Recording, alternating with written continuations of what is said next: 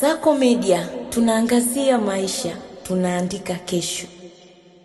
Taarifa kwa umma kuhusu uteuzi wa mbunge na diwani mwanamke wa viti maalum.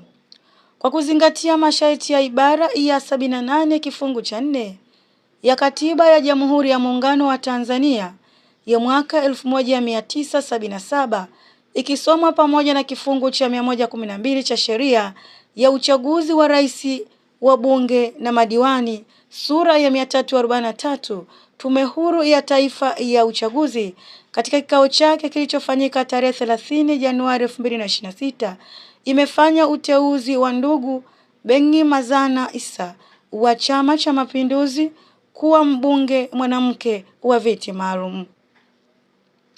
Nafasi hiyo imetokana na kifo cha ndugu Halima Idi Nasoro aliyekuwa mbunge mwanamke wa viti maalum kupitia Chama cha Mapinduzi CCM kilichotokea tarehe 18 Januari 2026.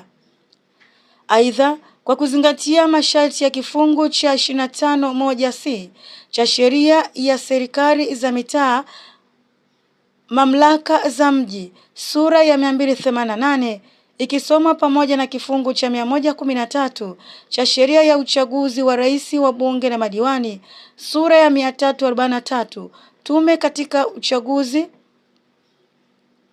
Kikao hicho kimefanya uteuzi wa ndugu Irene Linus Mwangara wa Chama cha Umma kuwa diwani mwanamke wa viti maalum katika halmashauri ya jiji la Dar es Salaam.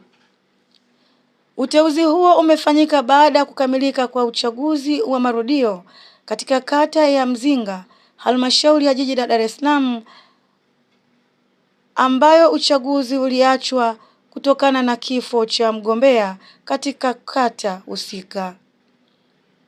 Hii ni Kasako Update na Adela Thomas.